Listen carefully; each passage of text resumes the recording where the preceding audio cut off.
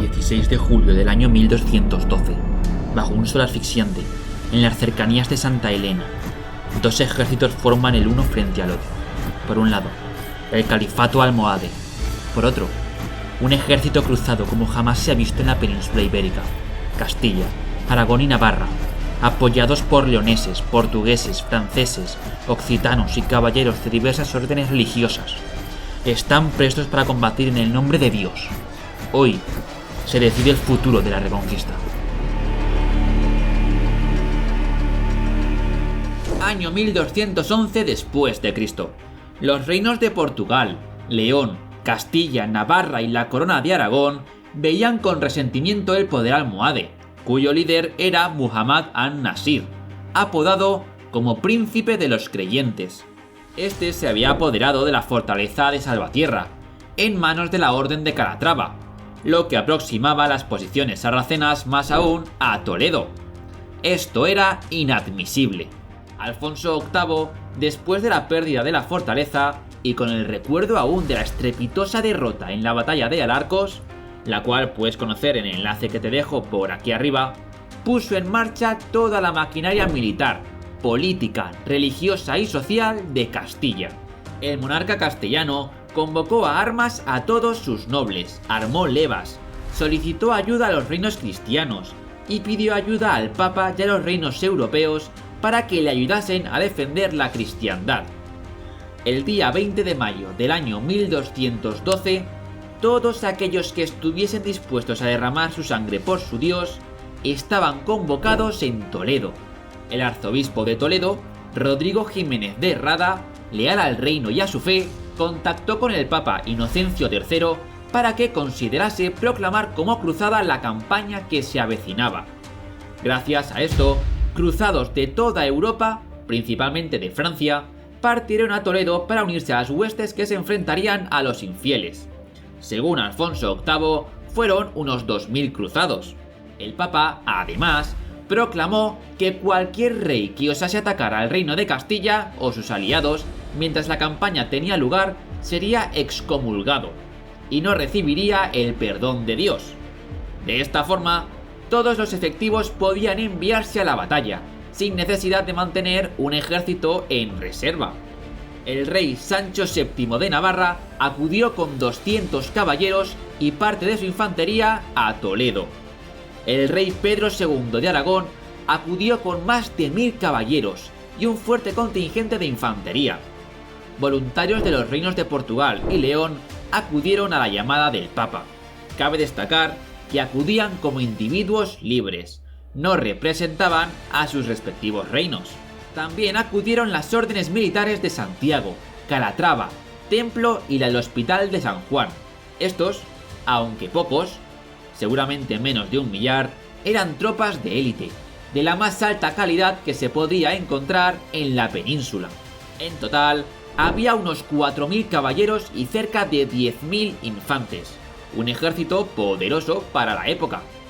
El día acordado, el 20 de mayo, todas las fuerzas estaban listas en Toledo, y un mes después, el 20 de junio del año 1212, con los suministros y la logística bien atados, el ejército del Señor, como lo había bautizado el arzobispo de Toledo, partió a la guerra.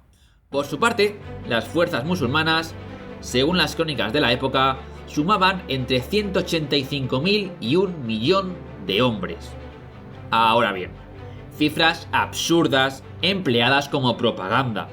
Con un ejército así, Europa entera había sido tomada por los musulmanes en cuestión de un puñado de años.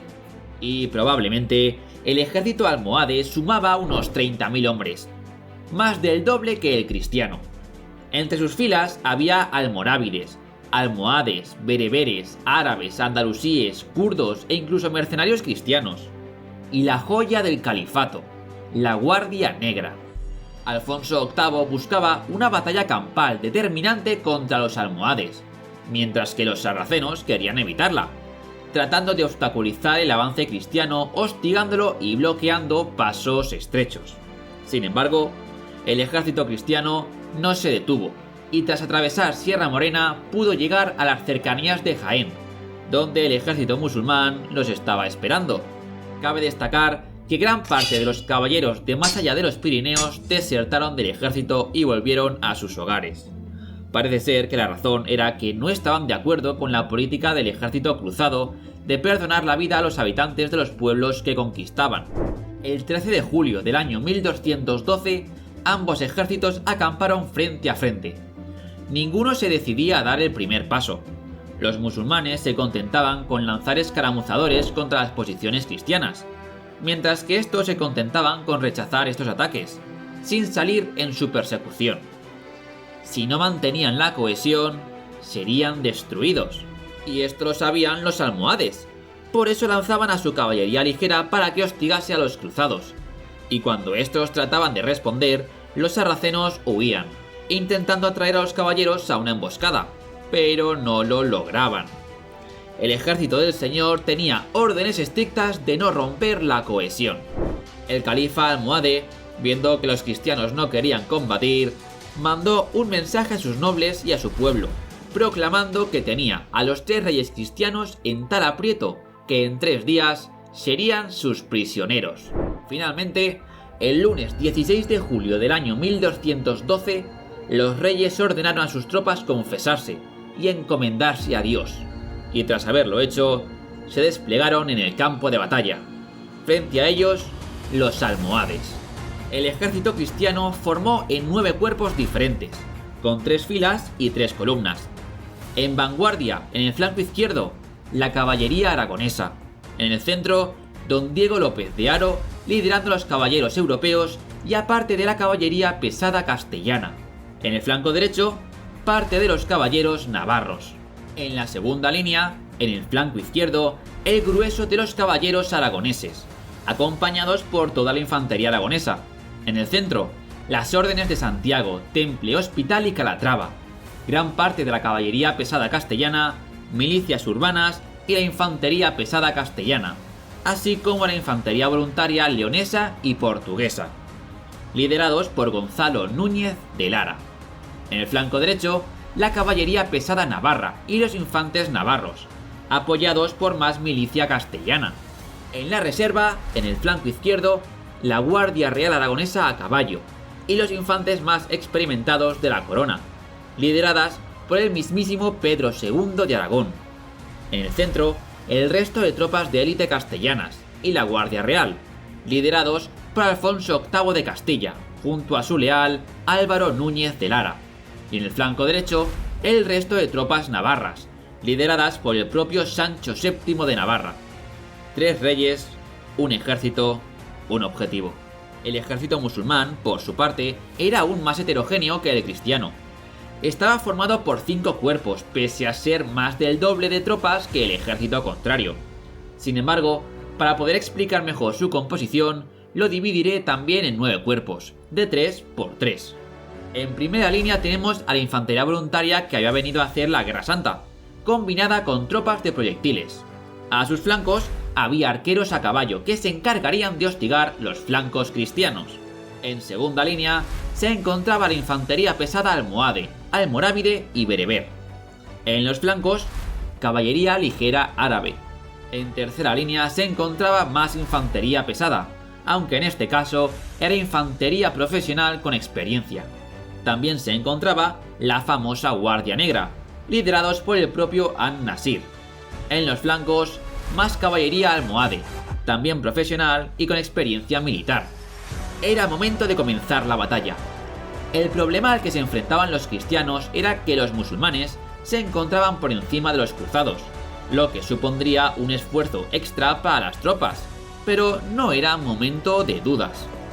Se dio la orden, y la vanguardia cruzada avanzó al paso. Las líneas prietas, aguardando el orden y la disciplina. Debían mantenerse cohesionados el máximo tiempo posible, para que en el momento de la carga el choque sea lo más uniforme posible.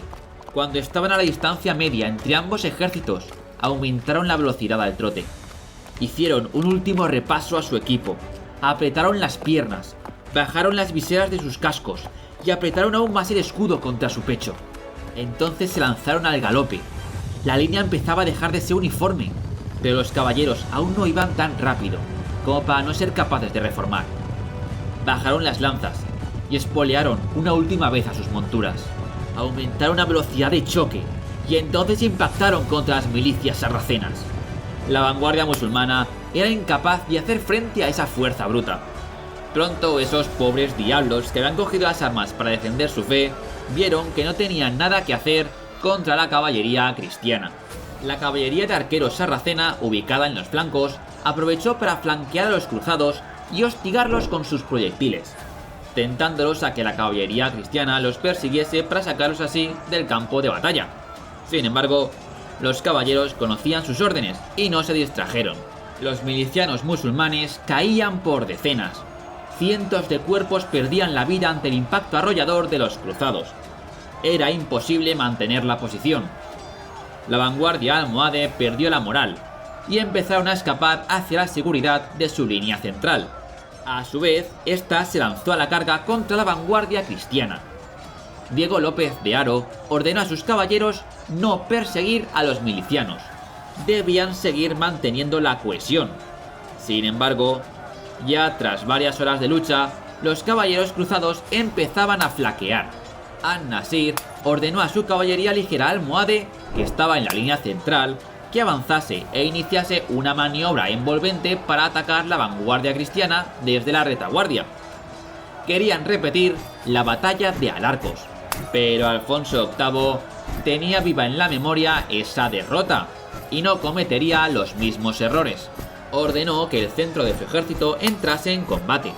Los caballeros aragoneses se lanzaron por el ala izquierda contra la caballería ligera enemiga, y a su vez, los navarros, apoyados por la caballería pesada castellana, se lanzaron por el ala derecha contra los jinetes de ese lado. La infantería castellana, navarra, aragonesa, leonesa y portuguesa, así como los caballeros de las órdenes religiosas, cargaron contra el centro enemigo. Recorrieron la distancia que los separaba de la lucha a paso ligero, y entonces impactaron contra el frente enemigo. Don Diego López de Haro pudo entonces retirar a su vanguardia y apoyar los flancos para detener las maniobras envolventes de los almohades. Las horas pasaban y la lucha continuaba. Ningún bando conseguía inclinar la balanza a su favor, y ninguno quería lanzar ya la reserva, por miedo a alguna estratagema sorpresa del contrario.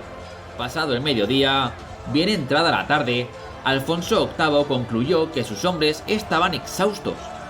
Era necesario terminar la batalla de una forma u otra, o la superioridad numérica enemiga, y por ende su capacidad de enviar tropas de refresco, acabaría imponiéndose. Habló con los reyes de Aragón y Navarra, y decidieron cargar. Formaron a sus huestes, con la caballería pesada al frente, y dieron inicio a una carga legendaria, conocida como la carga de los tres reyes. Y es que los tres monarcas, a lomos de sus corceles, y liderando a su guardia personal y la élite de sus mesnadas, atacaron a las fuerzas enemigas. El impacto desestabilizó el frente enemigo, y la visión de los pendones reales, la visión de los tres monarcas luchando a una por derrotar a los infieles, enardeció a sus hombres, que lucharon con más ímpetu si cabe. An-Nasir no supo calibrar bien el efecto de la carga, y no pudo mandar a su reserva. A los pocos minutos, el frente musulmán se deshizo, y empezó a presentar huecos entre sus líneas. Las órdenes entre el ejército cruzado cambiaron. Ya no debían mantener la cohesión, ya no debían reprimirse, debían cargar, debían perseguir, debían cazar, debían matar. Las tropas cristianas fluyeron por entre los huecos, desbordando el frente enemigo y permitiendo a los cruzados cargar por la espalda a los almohades. Y entonces, como si de una orden general se tratase, todo el ejército musulmán dio media vuelta y se batió en retirada. Los caballeros cruzados cargaron contra las tropas en retirada. Debían acabar con el mayor número de enemigos posible. Debían evitar que se reagrupasen. Por cada guerrero que matasen ese día, habría un guerrero menos en una batalla futura. La persecución se prolongó hasta la puesta de sol y se extendió por 20 kilómetros.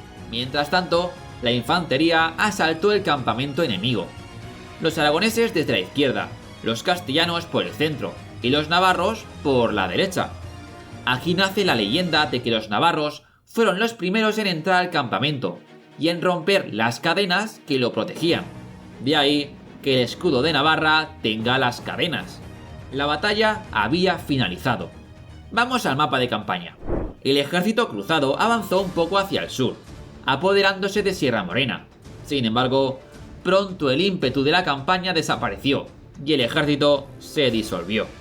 El imperio almohade no colapsó a raíz de esta batalla, más bien cayó por disputas internas. Me recuerda a los últimos años del Imperio Romano, hostigado por enemigos externos, pero cuyo final vendría por las disputas internas. A nivel estratégico, al haber asegurado Sierra Morena, se cerró el paso a Toledo, ciudad que ya no volvería a ser amenazada por el poder musulmán. Esta fue una demostración de cómo, si los reinos de la península se unían, podían vencer, y eso que los reinos de León y Portugal no participaron de forma oficial. Guerreros provenientes de los condados catalanes, del reino de Aragón, del reino de Navarra, del reino de Castilla, del reino de Portugal, del reino de León, lucharon hombro con hombro por una causa común. Desde Barcelona hasta Santiago de Compostela celebraron la victoria. Damas y caballeros, aquí finaliza el especial 100.000. Espero que os haya gustado. Un saludo y fuerza y honor.